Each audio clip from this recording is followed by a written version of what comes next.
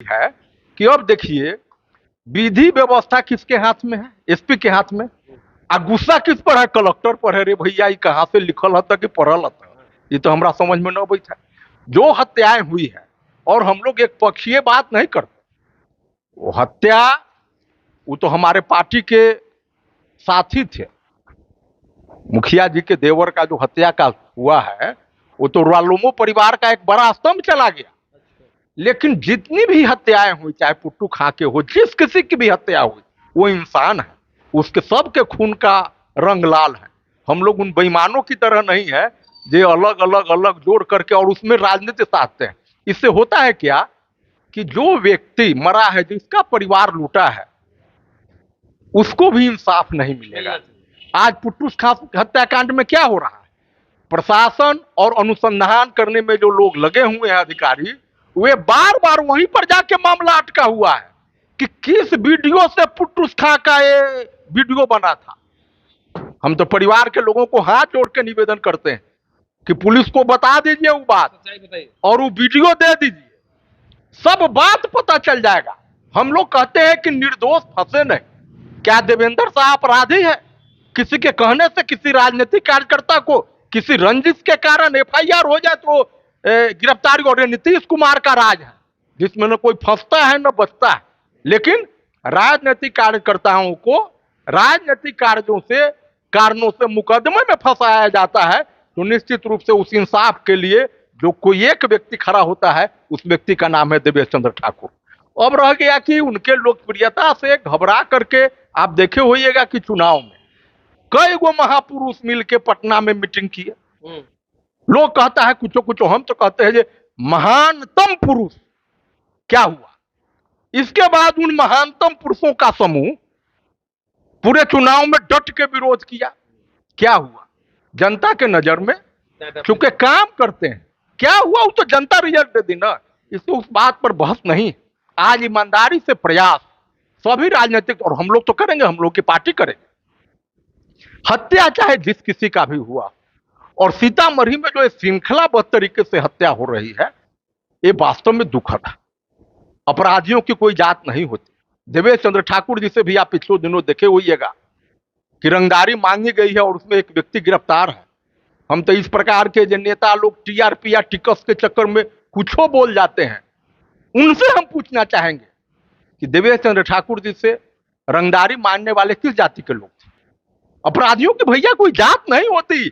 आपको राजनीति करना है शॉर्ट टाइम में, उसके लिए बहुत सारे रास्ते हैं, अलग से उस रास्ते को करिए ना। लेकिन अगर देवेश बाबू पर कुछ बोल के आपको माइलेज मिल जाता है, हम लोगों की शुभकामना उस बात के लिए भी है कि इस बात में भी आपको ईश्वर बरकत दे। लेकिन ये पब्लिक और मृतक परिवार के साथ कांड के जो अनुसंधान पुलिस प्रशासन कर रही है, सरकार के लोग कर रहे हैं, और चाहे हमारे पार्टी के नेता उपेंद्र कुशवाहा जी हो, सम्राट चौधरी जी हो, माननीय मुख्यमंत्री नीतीश कुमार जी हो, सीतामढ़ी के सभी घटनाओं को हमारे नेताओं ने गंभीरता से लिया। जिस घटना में जो अपराधी है वो कोई नहीं बच पाएगा। ये नीतीश कुमार का राज है जहां एक अन्य मार्ग से कोई डील नहीं होता है। घटनाएं होंगी, लेकिन यह देखा जाता है कि सरकार और प्रशासन की मंशा क्या है। यह वह सरकार नहीं है जो पंचायती करता हो एक अन्य मार्ग में कि लड़का लोग है, बड़ी मेहनत किया है, इस सबको इतना दे दीजिए।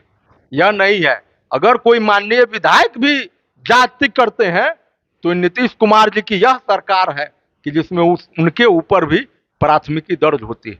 इसलिए यहाँ के पुलिस कप्तान पर भी भरोसा है।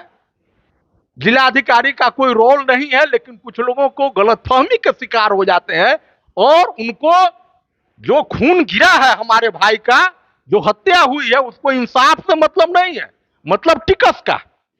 तो टिकस के चक्कर में जो कुछो बोल जाते हैं, उनसे निवेदन है। और आजकल तो सब बात का जांच है। मदन जी की जो हत्या हुई है, 10 दिन का मोबाइल का जांच करिए। कौन अपराधी था जो धमकी दिया?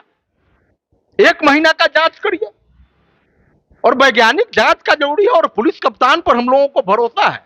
कुंदन कृष्णन जैसे जंबाज जो इस जिला को जानते हैं, जंबाज एसपी रहे हुए हैं, उनके नजर में कोई अपराधी बच जाएगा?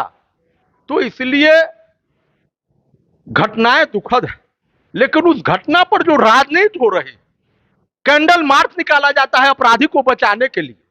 भैया वह वीडियो दीजिए ना कि आखिर पुट्टू खां का जो वीडियो है वो किस मोबाइल से बना।